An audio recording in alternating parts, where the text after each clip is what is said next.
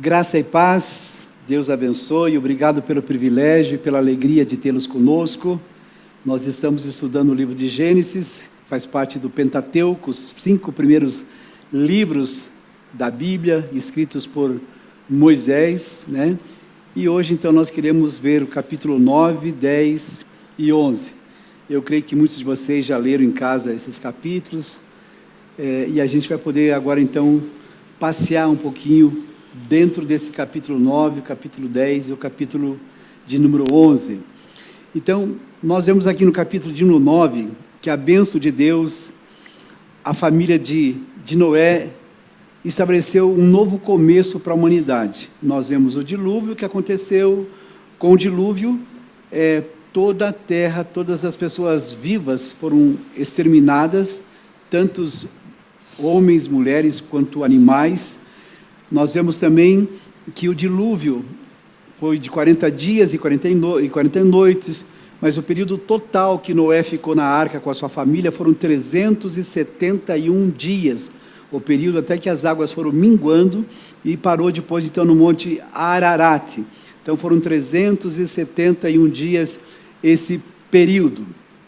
E aí começa depois, então, após o dilúvio, nós vimos já no capítulo 7, 8, né, quando nós começamos agora, e Noé, Deus estabelece uma aliança com Noé. As alianças na Bíblia são extremamente importantes. Nós temos algumas alianças que são condicionais e outras que são incondicionais. Ou seja, Deus nos abençoa sem exigir de nós nenhuma condição. Essa aliança com Noé, ou aliança noética, Deus ele fez essa aliança e com essa aliança ele nos abençoa de uma forma incondicional. Toda a humanidade foi alcançada através dessa aliança. Depois Deus faz uma aliança também com Abraão, aliança abrâmica. Depois faz uma aliança com Moisés, aliança mosaica, com Davi e por último a nova aliança que ele faz uma aliança com Jesus.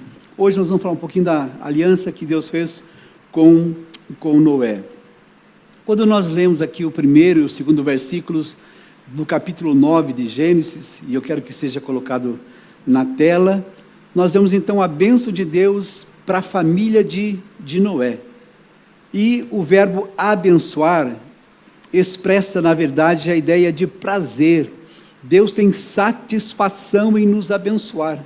Ele quer isso para nós, Ele quer nos abençoar.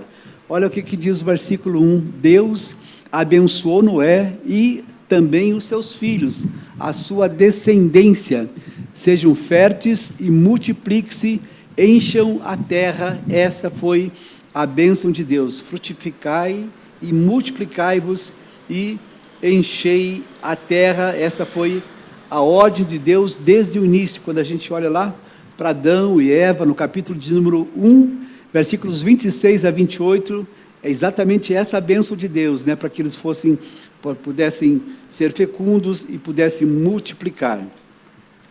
Entre outras coisas, a gente vê o repovoamento, então, da terra, através da família de Noé. Com Noé é um novo começo, tudo está começando novamente. Noé representa para nós 2 eras, ele com a sua família, porque eles viveram antes do dilúvio, pré-dilúvio e pós-dilúvio. Somente a família de Noé viveu esses 2 momentos, antes do dilúvio e o pós-dilúvio. O versículo 2, então, fala a bênção de Deus, ela é muito maior aqui. Vamos ver o versículo 2. Todos os animais da terra, todas as aves do céu, quem quer ler junto pode ler. Todos os animais rastejantes da terra e todos os peixes do mar terão medo e pavor de vocês. Eles foram entregues nas suas mãos.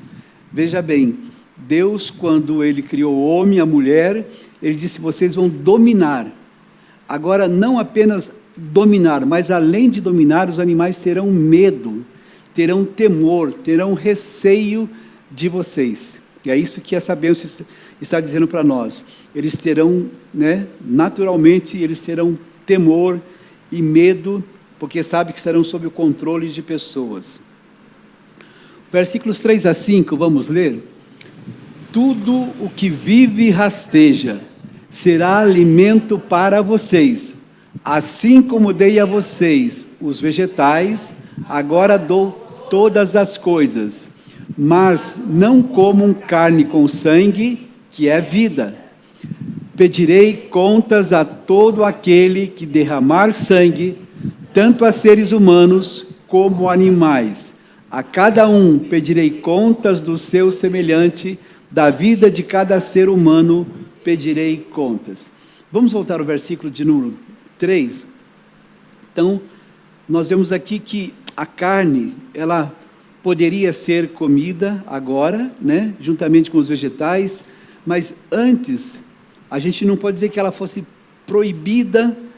Agora, você tem uma liberdade de poder. Deus permite que isso aconteça. As pessoas que pecaram fora da família de Noé era um homem íntegro e temente a Deus. Certamente, a gente não pode afirmar isso, mas quem sabe até comiam carne de animais. Mas agora Deus, ele permite, ele diz, vocês podem comer, desde que seja morto esse animal. Carne viva, sangue, não se pode comer. E quem derramar sangue vai ter que prestar conta dessa atitude. Quando nós olhamos para isso, a gente percebe que aquela geração antes do dilúvio, eles viveram muitos anos. Nós vimos aqui Matusalém, por exemplo, 969 anos. Lameque, 777 anos.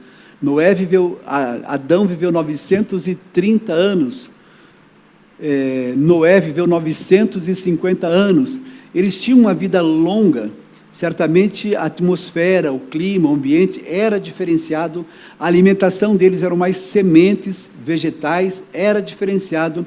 Mas agora então, Deus permite que os animais também sejam, sirvam de alimento. É o que o texto fala para nós, que eles podiam se alimentar com os animais.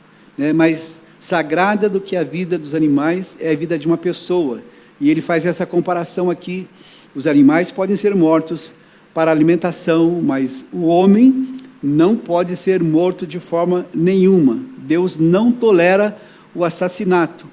E quando nós vamos para o versículo de número 6, a gente vê aí sobre a pena de morte. Tem gente que diz, eu sou a favor, eu sou contra, mas a própria Bíblia, capítulo 9, versículo 6 diz, quem derramar sangue de um ser humano, pelo ser humano, o seu sangue será derramado, porque a imagem de Deus, o ser humano foi criado. Quando existe um assassinato, quando alguém mata alguém, na verdade ele está matando alguém que foi criado à imagem de Deus.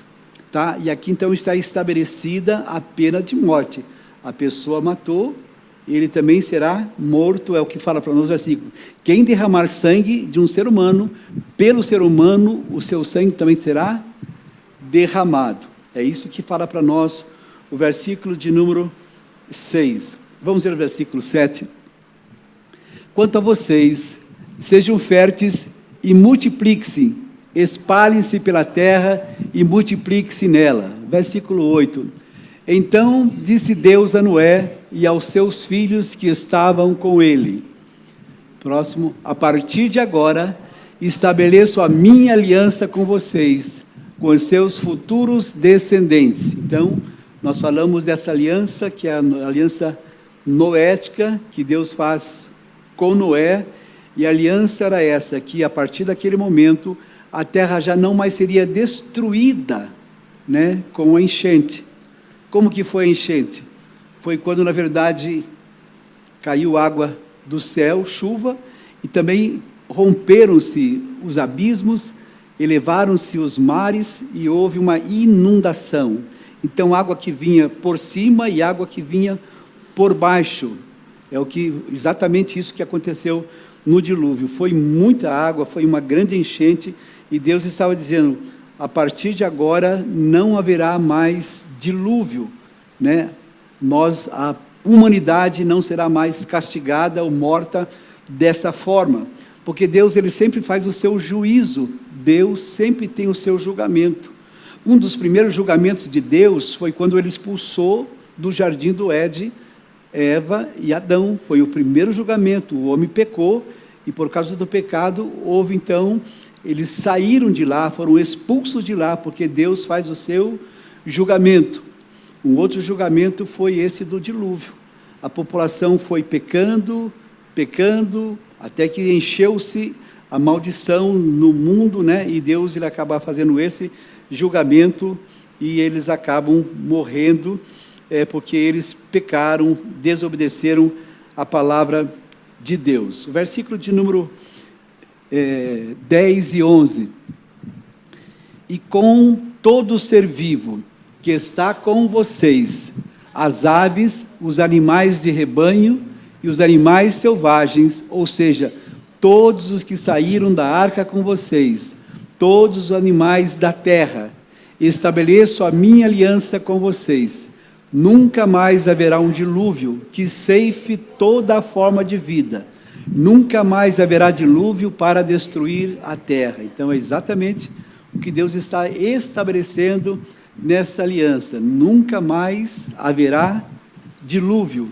É uma aliança com Noé, uma aliança com a sua família, com a sua descendência, e uma aliança que alcança a mim e alcança a você, que se estende a nós. Tanto é verdade que lá em Gênesis capítulo 8, nós falamos sobre isso na semana passada, versículo 22, diz que Deus, ele falou assim, ele se agradou tanto quando Noé oferece para Deus um sacrifício, quando Noé oferece para Deus um altar, Deus se agradou tanto daquele altar, daquele holocausto, quando ele pega os animais limpos, e ele oferece, né, para Deus animais de acordo com cada sua espécie, né, cada um de acordo com a sua espécie, ele oferece para Deus esses animais limpos, e Deus se agrada tanto daquilo, e Deus disse, enquanto durar a terra, haverá ceifa e colheita, frio e verão, calor e inverno, noite e dia, enquanto a terra durar. E essa bênção estendeu até onde? Nós usufruímos dessa bênção, nós vivemos essa bênção que foi estabelecida nessa aliança. Então nunca mais haverá outra enchente como a descrita nos capítulos 6, versículos 6 capítulo 6 a 8. Próximo versículo: estabeleço a minha aliança com vocês, acho que já lemos esse, né? Acho que o 12 agora.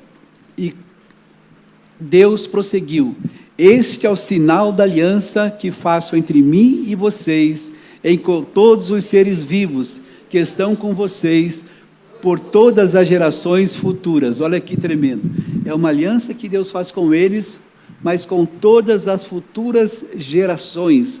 Por isso que eu falei que é uma aliança incondicional, nós somos alcançados e abençoados por essa aliança. As futuras gerações de Noé para cá são abençoadas, foram abençoadas.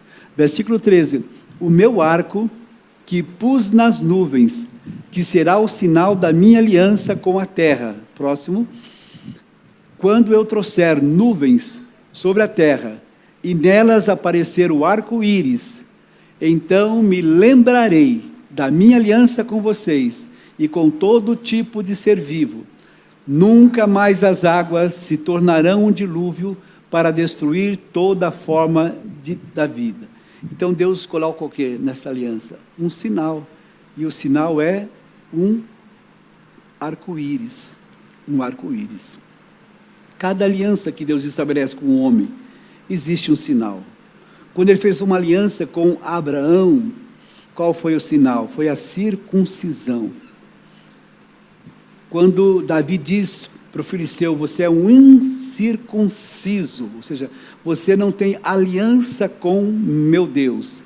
Então, um dos sinais da aliança com Abraão, o sinal foi a circuncisão. Com Moisés, o sinal dessa aliança foi o dia de descanso, o sábado, que foi instituído, né, dentro da lei mosaica. Com Jesus, a aliança que nós temos hoje simboliza para nós a Santa Ceia. Quando você participa da ceia do Senhor, é um sinal, é uma aliança, dessa aliança que foi feita com Jesus, a nova aliança. E quando nós estamos participando, então, do pão e do vinho, simboliza, é um símbolo dessa aliança que Cristo um dia fez na cruz do Calvário, né, para que pudesse levar sobre ele os nossos pecados. E aqui, quando a gente olha para Gênesis, esses primeiros versículos do capítulo 9, Deus estabelece essa aliança, e Ele coloca um sinal. O sinal é o arco-íris. Mas é interessante que diz que o arco-íris, ele não está no céu, ele está nas nuvens. Como que um arco-íris se forma? Um arco-íris se forma quando existe uma tempestade de nuvens. Quando essa tempestade de nuvem vem e o raio do sol bate sobre essa tempestade de nuvens, é que se forma o arco-íris. O ser humano, ninguém pode fazer isso. Não existe método, não existe magia para que o arco-íris se forme. A única forma de um arco-íris se formar é na tempestade de nuvens, e daí o raio do sol bate sobre ela e se forma o arco-íris. Veja que tremendo que Deus fez. Nenhum ser humano pode fazer isso. Somente é estabelecido essa aliança, né, como Deus fez, a grandiosidade do nosso Deus. Ele é tremendo. É tremendo o nosso Deus, o que Ele faz. Eu falei domingo, estava ministrando, eu falei sobre quando Deus diz assim: achei a Davi, meu servo, e ungi, lá no Salmo de número 89, versículos 19 e 20, eu comentei na mensagem que a alegria que Deus fica quando Ele unge Davi. Agora, interessante que como que pode um Deus tão grande, né, ficar satisfeito ao ungir um servo dele, um homem? O Salmo de número 8, versículos 3 e 4 diz: que é o homem para que te lembres dele? Quando eu contemplo os céus, obra dos teus dedos, né, eu contemplo, eu vejo a maravilha, as estrelas e o firmamento que tu firmastes. O que é o homem para que te lembres dele? Então, a grandiosidade de Deus é muito grande. Eu me lembro que eu comentei que existe no mundo bilhões de galáxias. Bilhões de galáxias. Não é uma, não é duas, não é mil. São bilhões de galáxias. E entre essas galáxias, uma delas é a Via Láctea, é onde nós estamos inseridos. É o nosso planeta. O planeta Terra faz parte da Via Láctea. Só nessa galáxia existe, é uma estimativa de cientistas, não que esse número seja exato, é uma estimativa porque não tem como mensurar o universo, mas há uma estimativa que existam entre 200 a 400 bilhões de estrelas só na nossa galáxia, na Via Láctea. É muito grande isso, é ou não é? Entre 200 a 400 bilhões de estrelas só nessa galáxia que é a Via Láctea. E o Salmo 147 diz que Deus chama cada uma pelo seu nome. A grandiosidade desse nosso Deus, Ele faz uma aliança com Noé, e nessa aliança então com Noé, Ele coloca um sinal no céu, que é o arco-íris. Então, quando nós olhamos para o arco-íris, que é formado de acordo com a tempestade de nuvens e o raio do sol, a gente lembra que Deus um dia estabeleceu uma aliança com Noé, e eu e você fomos alcançados por essa aliança. É muito bom saber disso, né? Como é gostoso a gente servir a um Deus que é tão grande, que é tão tremendo. Versículos 16 e 17, toda vez que o arco-íris estiver nas nuvens, então veja bem, nas nuvens, olharei para ele e me lembrarei da aliança eterna entre Deus e todo ser vivo que habita a terra. Próximo, concluindo, Deus disse a Noé: este é o sinal da aliança que estabeleci entre mim e toda a forma de vida que há sobre a terra.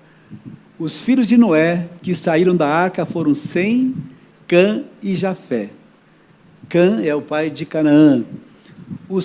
Eles foram os 3 filhos de Noé, começando por eles, toda a terra foi povoada. Então a terra começou novamente, e através desses 3 filhos, Sem, Cã e Jafé, todos nós, a humanidade foi formada novamente, através desses 3 filhos, Sem, Cã e Jafé, é o que fala para nós a Bíblia, né? Então, veja bem, os 3 filhos de Noé, começando por eles, toda a terra foi povoada. Nós já vamos falar um pouquinho sobre cada um deles, tá?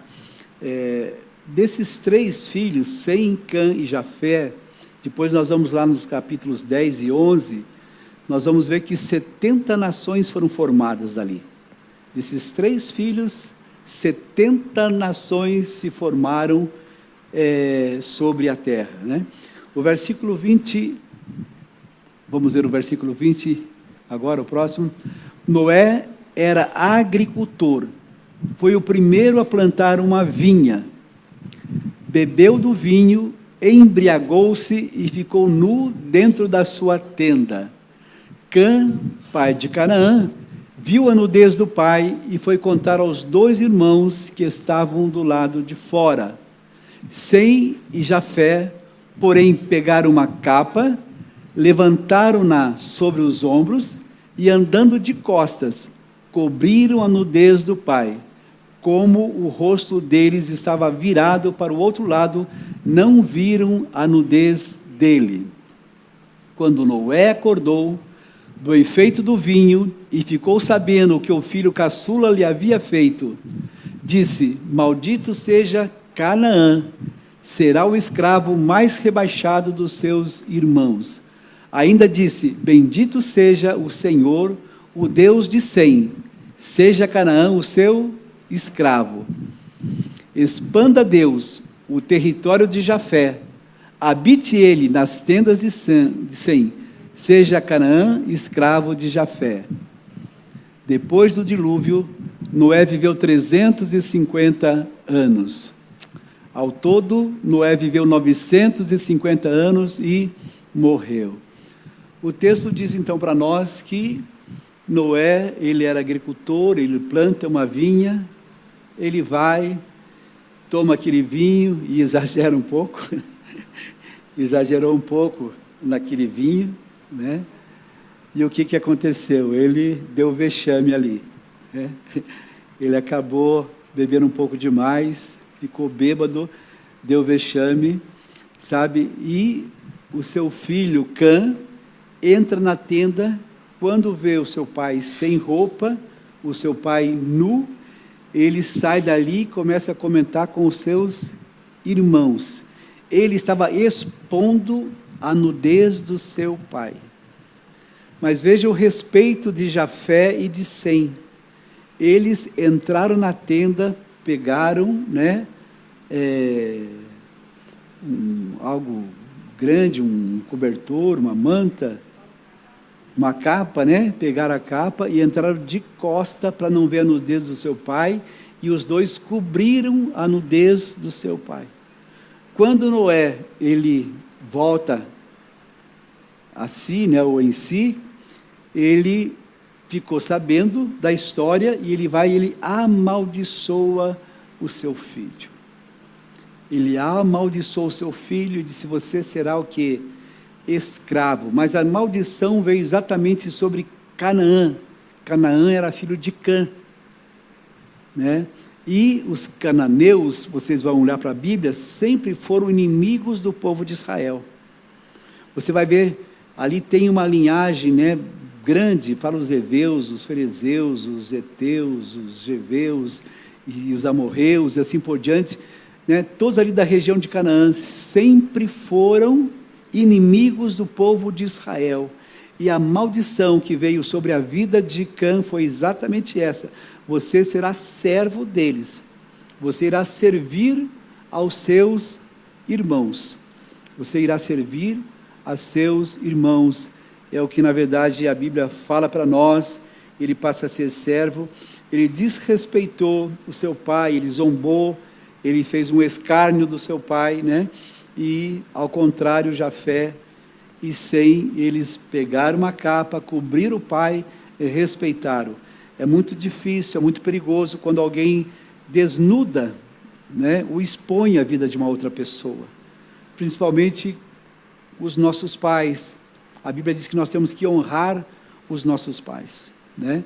E aqui a gente vê que esse filho, ele desonra o seu pai, e com isso vem uma maldição sobre o seu filho, né, Canaã, e dali para frente todos os povos descendentes de Canaã foram amaldiçoados. Ok? Então, aqui nós vimos aí o capítulo 9 de Gênesis. Vamos agora para o capítulo de número 10, ele é um pouquinho mais longo, ele tem 32 versículos. É interessante que a gente entenda isso. A Bíblia, o que acontece com a Bíblia, né? Ela na verdade, um livro inspirado por Deus.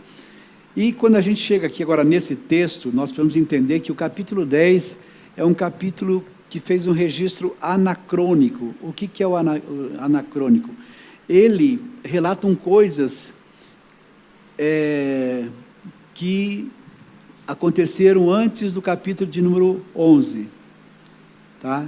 Ele coloca no capítulo 10, aliás, depois do capítulo 11, porque é no capítulo 11 que acontece o quê? A Torre de Babel, a construção, e aí a partir da Torre de Babel, todas as nações, aí eles dividem as nações, eles se espalham pelo mundo, só que no capítulo 10 já começa a falar que as nações estão espalhadas, então é um registro anacrônico, é narrado antes do capítulo 11, né, que depois ele fala que eles foram dispersos e eles espalharam pela terra. Então é interessante a gente entender isso. Capítulos 10 e 11, nós aprendemos que todas as pessoas da terra são descendentes da família de Noé, isso fica claro para nós.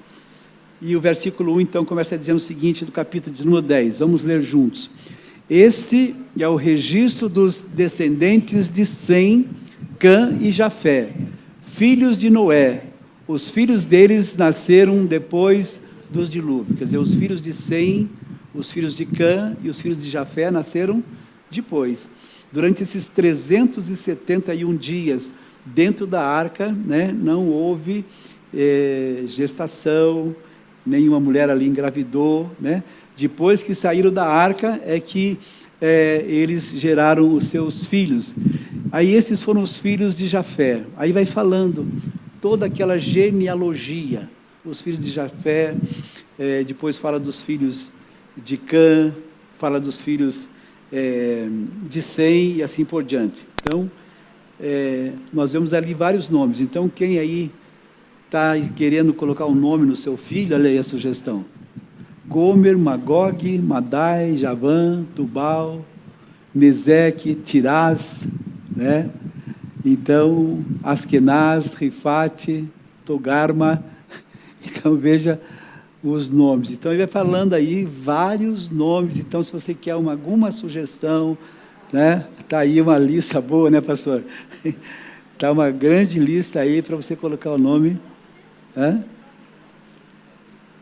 Na verdade, a Bíblia dificilmente, é muito rara, quando ela menciona o nome de uma mulher, né? Sempre os descendentes, e desses nomes, não necessariamente é nessa ordem de nascimento. Alguns são mencionados por causa da proeminência do seu nome, do papel que ele teve na história, né, da humanidade. Então, alguns nomes são como destaques, eles aparecem esses nomes. Aqui, então, vai falando desses nomes aqui. Então, os filhos de Jafé é a mais curta do que a lista com os nomes dos filhos dos irmãos dele. Entre os filhos de Jafé aparece Javã, é o antigo nome para o povo grego, tá? Então, a origem, aqui vocês vão ver um pouquinho da origem dos povos. Então, os gregos, eles se originaram dos filhos de Jafé, tá? Portanto, é possível que muitos dos descendentes deles tenham migrado para a Europa. Como interessante a gente ver isso, né? Versículo 5 fala, as migrações dos povos para diferentes territórios provavelmente se deram após o fato narrado de Gênesis 11, como a gente já vai chegar lá daqui a pouquinho. Versículo 6, vamos ler. Estes foram os filhos de Cã, Cuxi, Misraim, Put e Canaã, né? Não é o Putin lá da Rússia, né? Não é esse o Putin, né? Esses foram os filhos de Cuxi, Sebá, Avilá, e assim por diante. Vai falando, Sab, Tecá. Esses foram os filhos de Raamá, Sabá, Dedã, Cush foi o pai de Nimrod, o primeiro poderoso guerreiro da terra, né? Então os filhos de Cã foram esses que a gente mencionou. Misraim também, Cush é o antigo nome da Etiópia. A Etiópia era chamada por Cush, tá? Misraim é o antigo nome do Egito. O Egito antigamente era chamado de Misraim. Os nomes dos filhos de Cush são citados no versículo 7 a 12, de Misraim de 13 a 14, e de Canaã de 15 a 19. Tá? Entre os filhos de Cush, eles colocam, né, o nome de Nimrod, que é descrito como um poderoso caçador diante da face do Senhor. Né? Então, a gente vê aí, falando sobre esse Nimrod. Versículo 12 a 15 são os descendentes de Canaã, né? Que é o filho que foi amaldiçoado, né? Que é filho de Cã. Ele foi amaldiçoado porque expôs a nudez do seu pai. Os nomes dos descendentes de Canaã deram origem aos povos que se estabeleceram na região da Grande Canaã. Então, de Canaã ou de Cã, quais são as nações que vêm? Filisteus, Jebuseus, Amorreus, Girgazeus, Eveus, Fereveus, Eteus e assim por diante. Tá? Então, a gente vê aí esses povos, como mencionei, que foram os inimigos de Israel, sempre inimigos de Israel, eles vêm dessa linhagem de Canaã ou de Cã. Alguns desses nomes ainda habitaram na região dos tempos de Abraão, ou seja, moraram lá naquelas cidades próximas a Sodoma e Gomorra. Por isso que a Sodoma e Gomorra foi destruída por causa do pecado. É interessante quando você lê o livro de Gênesis, capítulo de número 18, Abraão chega inclusive a interceder a Deus. Quando Deus diz, eu vou destruir Sodoma e Gomorra, Abraão começa a interceder. Mas se tiver lá 50 justos, aí Deus diz, por amor aos 50 eu não vou destruir. Mas quem sabe se não tiver 50, somente 45, não vou destruir.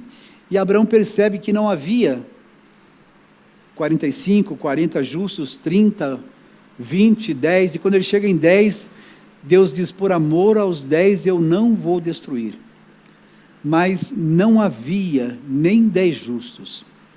Existe um estudo de Philip Silvia, de escavações que eles fizeram, e estima-se que naquela época, na cidade de Sodoma e Gomorra, havia ali uma população, vivia ali 65 mil habitantes.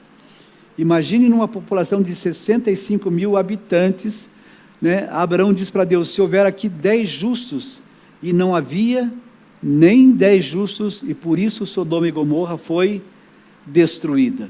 Então, é terrível o que aconteceu ali, mas não havia nem 10 justos naquele lugar. Tá?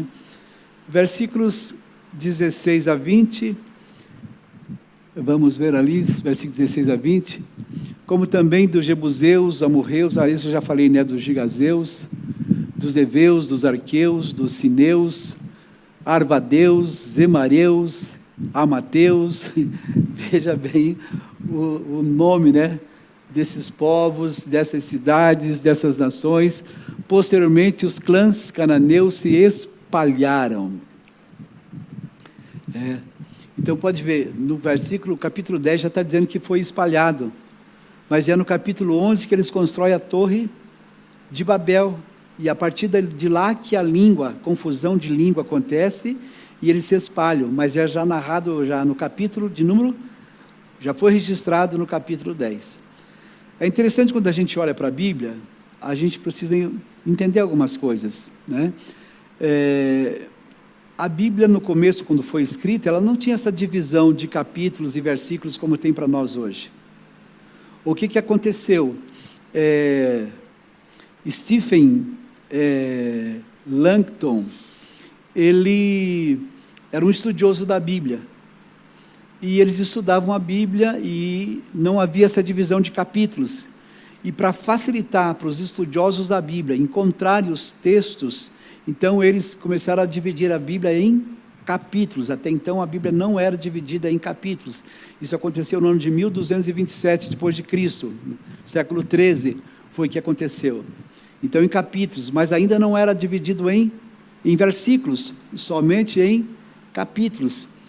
Mais tarde, 2 séculos depois, eles também dividiram ela agora em versículos, mas não como é hoje.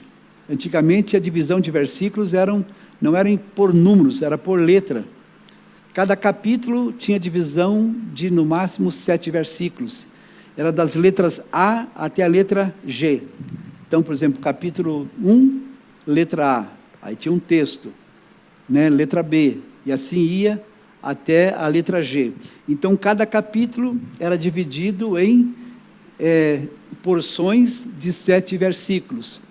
Aí, mais tarde, pelo ano de 1500 aproximadamente, um outro estudioso lá de Paris, da universidade lá da França, de Paris, ele separou, implantou a divisão em números. Aí que entrou, né, Gênesis 1, versículo 1, 2, e assim por diante, né? Então, nós temos na Bíblia hoje, por exemplo, Gênesis são 50 capítulos, né?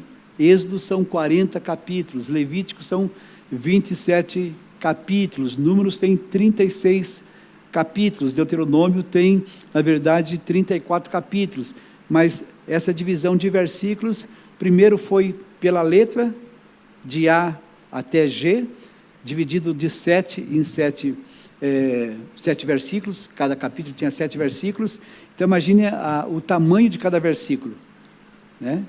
Por exemplo, você pega a Gênesis, tem capítulos ali que são grandes, né? Tem muitos versículos, mas antigamente era dividido somente em 7 partes. Então, mais tarde que entrou os versículos para facilitar para nós, no ano de 1555 aproximadamente, quando toda a Bíblia já estava agora pronta, com capítulos e também com versículos.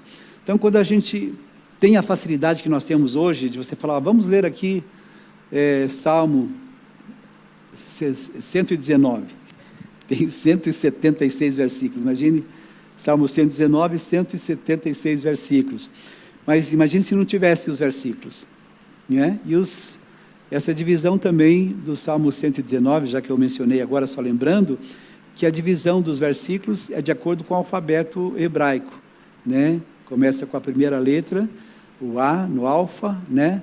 E até lá do último, o ômega, né? Então, só que no hebraico. Então, se não me engano, são 23 letras, cada um com 8 versículos. Alguém tem calculadora aí para fazer uma compra bem rapidinho? 23 vezes 8, é isso mesmo, será? 184, então acho que é 22. 22 vezes 8? 176. Isso. Então, são 22 letras do alfabeto hebraico, né? E cada letra, ele traz 8 versículos. Então, se você pegar 22 letras, né? Vezes cada uma com uma porção de 8 versículos, dá 176 versículos, que é o total de versículos do Salmo 176. Não tinha nada que falar sobre isso, né? Outra coisa, mas agora já falei. Tá? As fronteiras de Canaã estendiam-se, aqui vai falando, né? Aonde que estendiam-se desde Sidom, iam até Gerar e chegavam a Gaza, de lá prosseguiam até Sodoma, Gomorra e assim por diante. Então aqui nós vemos eles relacionando um pouquinho das nações, a expansão, aonde que eles foram, né? Aonde que eles foram, a gente vê aí nesse capítulo de no 10. Versículos 21 a 24, aqui é listada a linhagem de Sem. Vamos ver.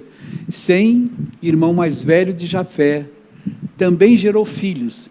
Sem foi o antepassado de todos os filhos de Éber, tá?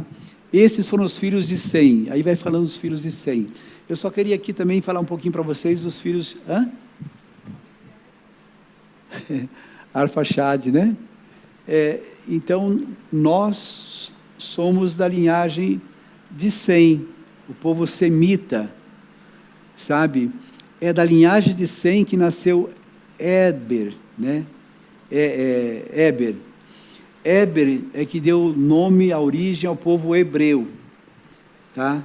Qual é a diferença de hebreus, israelitas e judeus?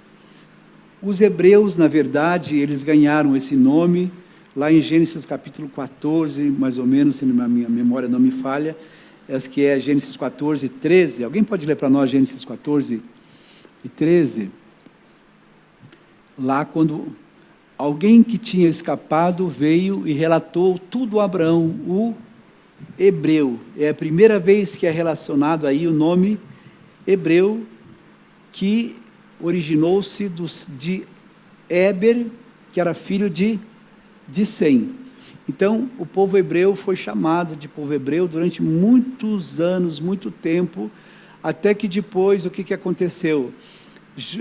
Jacó, o seu nome foi mudado para quê? Para Israel. E de Israel, então, vieram as 12 tribos. Então, ficaram os israelitas, mas o povo é o mesmo, a descendência é a mesma. É de Éber, depois vem para Abraão, né? Tá? Então, Sem, Éber, depois vem para Abraão. Então, nós somos descendentes de Éber, hebreus, de Abraão. Tá? Então, só para a gente entender a origem do nome hebreu, usado pela primeira vez por Abraão, ali em Gênesis capítulo 14. Tá? Éber é mencionado antes de todos os outros por causa da sua importância para o povo hebreu, né? E Abraão descende de Éber. Os descendentes de Sem formaram as maiores famílias do Antigo Testamento. Então, esses povos, conhecidos como os israelitas, tornaram-se conhecidos também como semitas, né? Ou seja, uma palavra derivada de Sem. Vamos ver os versículos 25 a 31, você pode ler comigo? A Éber nasceram 2 filhos, um deles se chamou Peleg, porque na sua época a terra foi dividida. Algumas pessoas perguntam, como que o pessoal sabe a origem de alguns nomes? Alguns está escrito, né? Peleg. O seu próprio nome já diz de divisão, né? Um deles se chamou Peleg, porque na sua época a terra foi dividida. O seu irmão chamou-se Joctã. Vamos lá?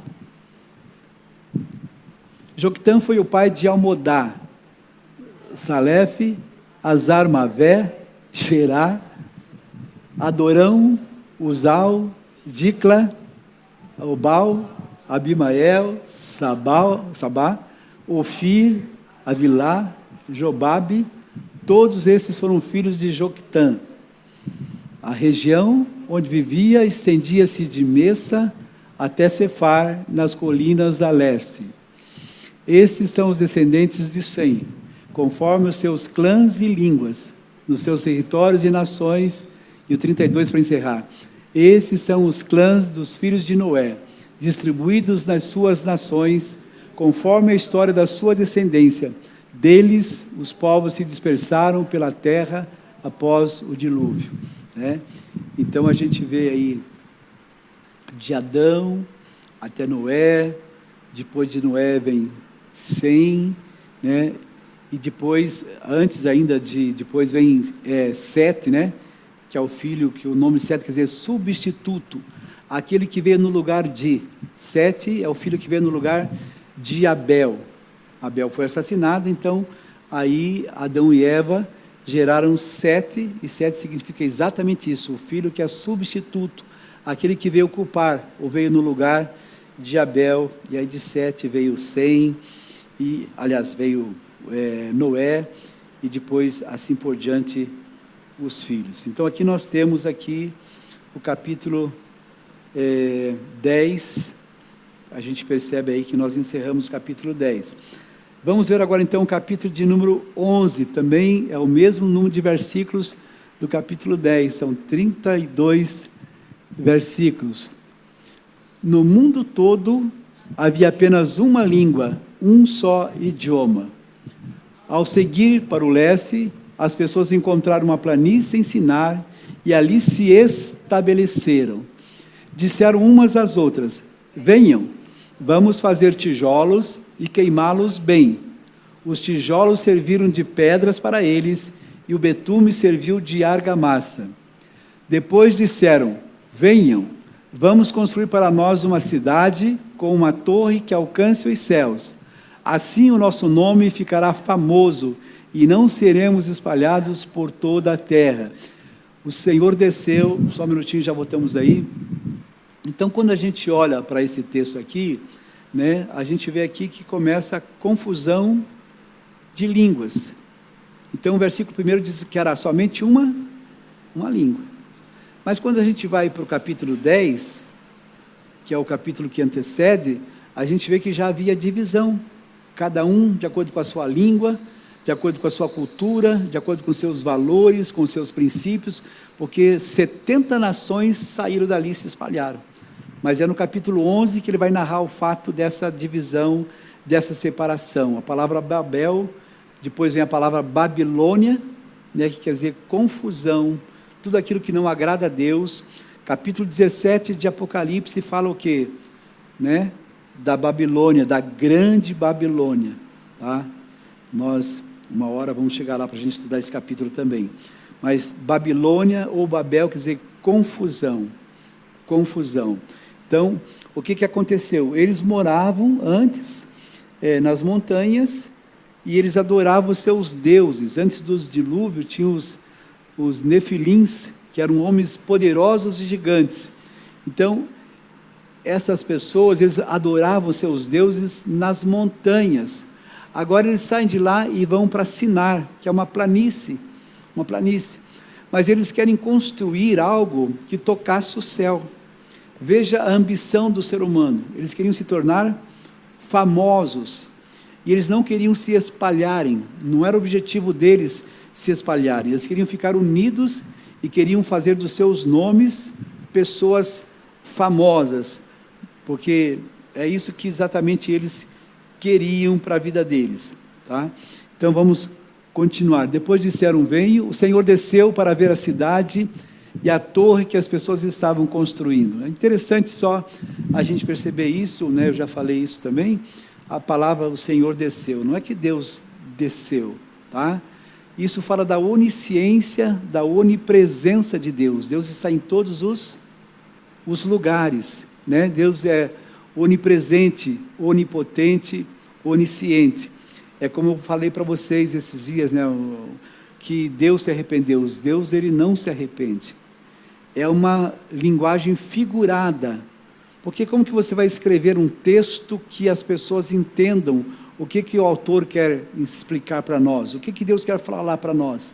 Então a linguagem de entendermos, algumas vezes, precisa ser colocada numa linguagem que nós entendamos. Então não é que Deus se arrepende, porque Deus não erra, né? Ele não vai se arrepender, não fez nada de errado, não tem nada para se arrepender. Mas é uma figura de linguagem para, de alguma forma, explicar para o ser humano, né, coisas que desagradaram a Deus.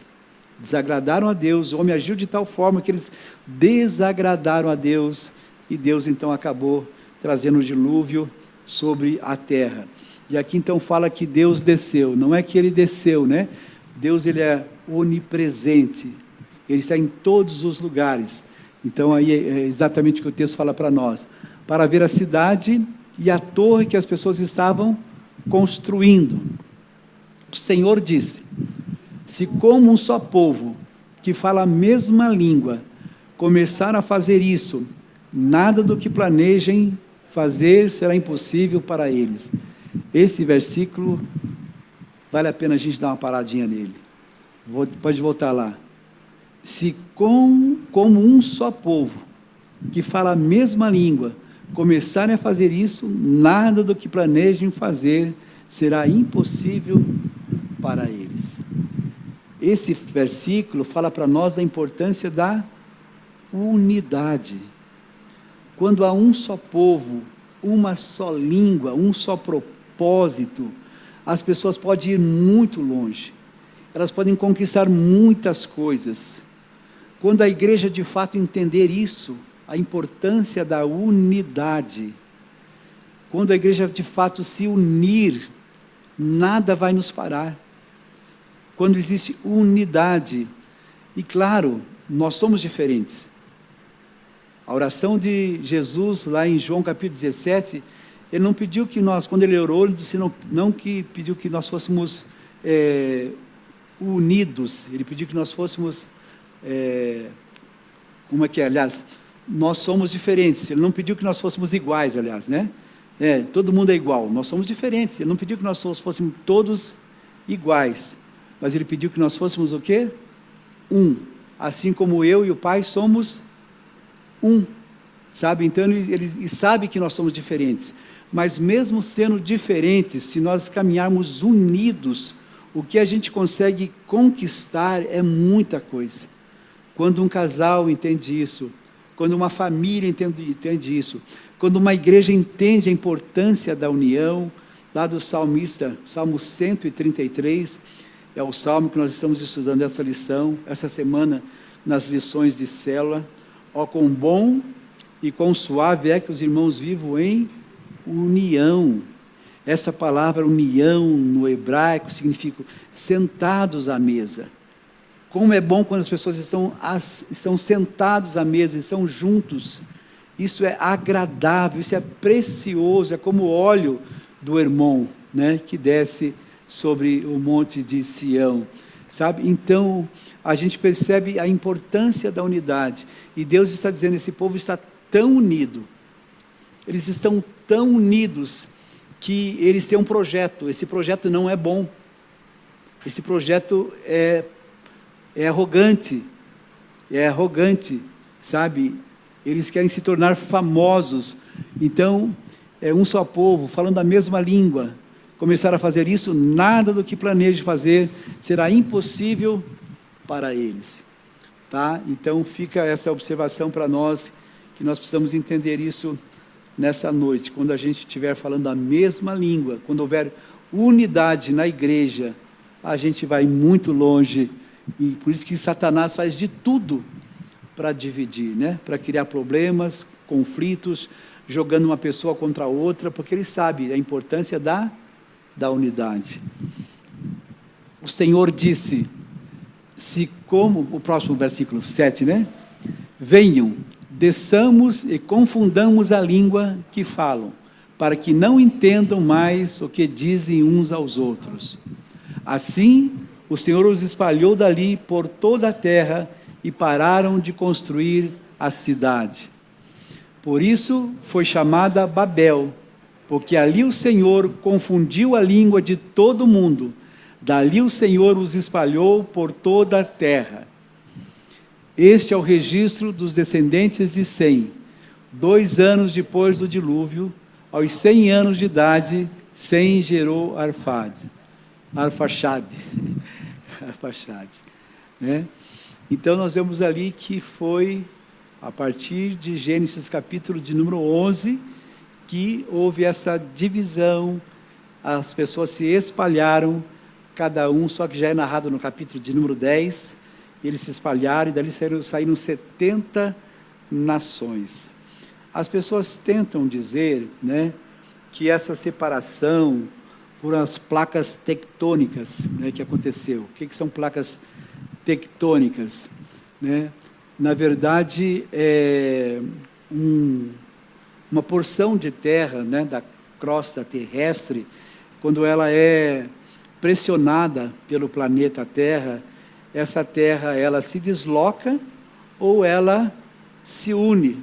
Então, as pessoas dizem que os continentes nasceram a partir daí, das placas tectônicas, né? Eles foram se separando e ficou, né, os continentes que nós temos aí, tá? Isso foi num processo muito lento. O que aconteceu aqui, exatamente nessa divisão do capítulo 11, é que o povo se espalhou, ele dispersou sobre vários lugares. Eu falei para vocês, né, por exemplo, os cananeus, eles foram lá para uma região, os filhos de Sem foram para uma outra região, os filhos de Jafé foram para uma outra região. Então nós percebemos os cananeus, por exemplo, os egípcios, o Egito é de origem dos cananeus ali, né? De Canaã, os filhos de Canaã. E aí a gente vê, alguns já foram de Jafé, foram para Jafé, né? Foram para a Europa, tá? Alguns para a Grécia e assim por diante, tá? Então a gente vê essa divisão, eles se espalharam pela Europa e por outros continentes, tá? Então aqui nós vimos isso. O que mais podemos destacar aqui? O uso de tijolos na construção de edificações. Antigamente eles faziam com tijolos mesmos, depois mais tarde aquelas grandes pedras. E quando a gente olha as construções com aquelas grandes pedras, a gente percebe que as pedras se encaixavam de forma tão perfeita, né, que eles dispensavam o uso de argamassa, não precisava nem de argamassa naquelas construções, de tão perfeita que era, como aquelas pedras, elas eram formadas para construir os grandes templos que se faziam naquela época. E o ser humano queria, na verdade, alcançar, tocar o céu, né?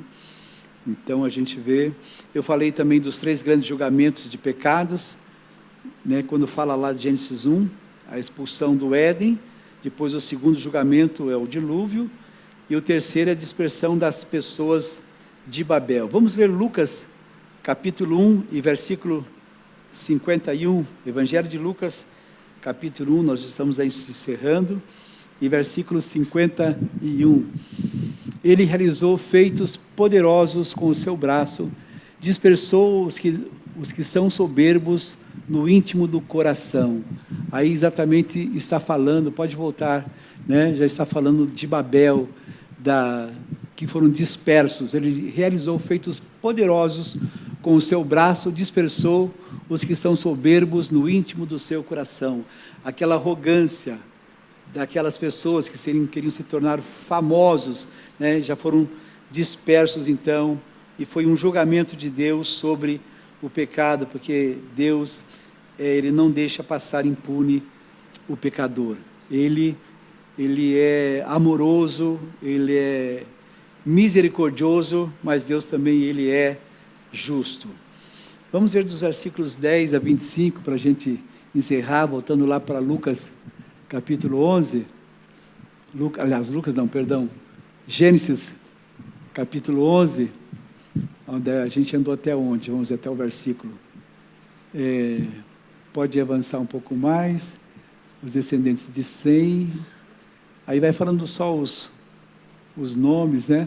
Outra coisa que é bom a gente salientar aí também, só fazer uma colocação. A gente sabia que antes do dilúvio as pessoas viviam uma vida longa. Depois, Deus disse para Noé que a vida das pessoas seriam agora limitados a 120 anos, tá? Então a gente percebe que a vida das pessoas ela foi limitada. Sem, por exemplo, ele viveu, né? Ele viveu 600 anos. Já Naor, que era um dos descendentes, viveu 148 anos. Você viu, né? De 600 caiu para 148. Eu conheci uma pessoa só chamada de Naor, que morou aqui em Tremacuborba, trabalhava no banco. Lembra, Joa? Naor trabalhou no banco Bamerindos. Só conheci uma pessoa de nome Naor. Não sei se alguém conhece aqui, alguém de novo Naor. Trabalhou lá, conheceu ele com Naor, né? Então, Sem viveu 600 anos, Naor viveu 148. Abraão já viveu 175 anos, né? O seu pai Terá viveu 205. Então vejam como caiu drasticamente, era 600, era 700, era 900, então foi diminuindo bastante os anos de vida dessas pessoas, tá? Aqui para a gente ir encerrando. E Abraão, supõe-se que ele nasceu por volta do ano 2150 a.C. Então nós estamos no ano 2000 depois, então a gente está falando aqui de Abraão, do ano de 4.150 anos aproximadamente. Depois vamos para o versículo 26. Depois de completar 70 anos, Terá gerou Abrão, Naor e Harã. Então esses três eram irmãos, filhos de Terá, né? Abraão, Naor e Harã, e Deus tinha um plano com Abraão. Mas quando a gente lê aqui, a gente percebe que a gente percebe já, vamos ler, quer ver, os três filhos, Gênesis 11 e 31, vamos ler, 11 e 31, Terá tomou Abrão, o seu filho, Ló, o seu neto e filho de Harã, e Sarai, a sua nora, e mulher do seu filho Abrão, e juntos partiram de Ur dos caldeus para Canaã. Deus chamou Abraão, mas, na verdade, o projeto já começou com Terá, com seu pai. O seu pai já tinha saído, eles estavam caminhando já, mas aconteceu, quando chegaram na cidade de Harã, Terá morreu, né? E ele morreu ali, mas os seus filhos, então, eles continuaram. Então, o projeto de Deus para Abraão já começou com seu pai Terá, quando ele já saiu de lá. Só que depois Abraão continuou, e diz para nós a Bíblia que Abraão foi o quê? Ele foi peregrino em terra estranha.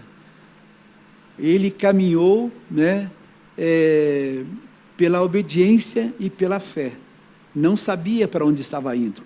Quando Deus diz para Abraão, olha para o céu, vê se você consegue contar as estrelas. É claro que jamais poderia contar. Olha para a terra, vê se você consegue contar os grãos de areia. Você não consegue contar. Assim será a tua descendência. O nome Abrão, inicialmente era Abrão. Depois, em Gênesis 17, Deus muda o seu nome para Abraão. A sua esposa era Sarai. Sarai significa princesa. Certamente era de uma linhagem nobre. Naquela época casava-se, né? Tio com sobrinha, irmãos, porque era quando a população da terra era frutificada, frutificai-vos, multiplicai-vos. Então, naquela época ainda era permitido que assim acontecesse. Então, nós vemos aí que houve pessoas que casaram com sobrinha e assim por diante. Então, veja bem aqui, voltando ao versículo de número... Isso. Então, Terá tomou Abrão, o seu filho, Ló, o seu neto, e filho de Harã, e Sarai, a sua nora, e mulher do seu filho Abrão, e juntos partiram de Ur dos caldeus para Canaã. Versículo 32. Ao chegarem, porém, à cidade de Harã, estabeleceram-se ali.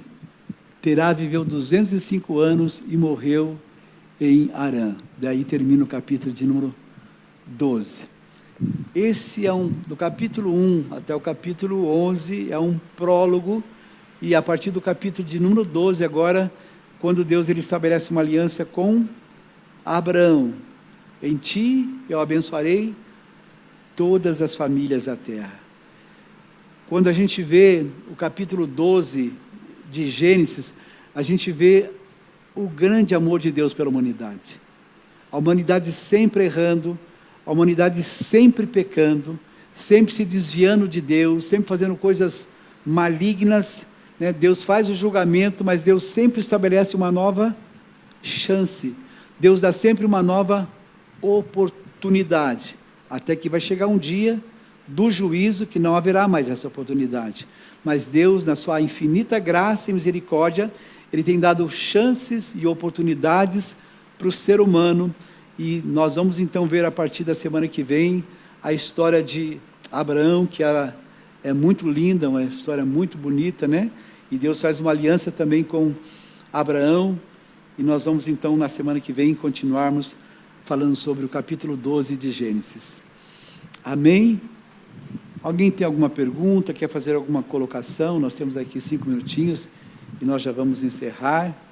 Se alguém quiser fazer alguma pergunta, ter alguma dúvida, quer fazer alguma observação, por favor, fique à vontade. Se eu souber responder, eu posso tentar. Glória a Deus, então. Amém. Vamos orar E terça-feira que vem, se Deus quiser, estaremos aqui novamente estudando o capítulo 12, 13 e 14. Vamos ver se a gente consegue fazer 3 ou 4 capítulos, porque se a gente for fazer um capítulo só, e como eu falei, nós vamos ficar velho aqui, né? Eu estou com 71, vai levar mais de 20 anos, vou estar com 90 e bordoado. Dizem que o pastor Martin Lloyd Jones foi pastor da Catedral de Westminster, em Londres. Ele levou 12 anos só estudando o livro de Romanos. O livro de Romanos tem 16 capítulos. Imagine, passou 12 anos estudando só o livro de Romanos. Com 16 capítulos, 12 anos, levou mais de um ano para estudar cada capítulo. Imagine o quanto que esse homem se aprofundou, né? Eu tenho um pastor amigo meu, da Igreja Bíblica da Paz, São Paulo, pastor Edson Rebustini. Ele tinha um programa de televisão até algum tempo atrás. Eles compraram, a igreja lá comprou o estúdio da SBT, e ele, todos os domingos, ele estuda capítulo por capítulo. Só que ele não consegue fazer um capítulo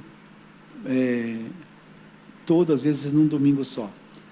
Então, eu estava conversando com ele ano passado, ele estava estudando o Evangelho de Marcos com a igreja. Marcos tem 16 capítulos. Ele dividiu 16 capítulos em 64 estudos, 64 semanas. Então, só o Evangelho de Marcos, com 16 capítulos, ele levou 64 semanas, mais de um ano estudando o Evangelho de Marcos. É claro que se a gente for estudar assim, a gente pode se aprofundar muito mais, você pode trazer muito mais dados, informações, só que nós vamos passar aqui anos e anos, né? Não sei se vocês vão ter paciência, né? Então a gente faz 3, 4, 5 capítulos a cada momento, tá bom? Vamos ficar de pé, vamos orar, vamos aproveitar.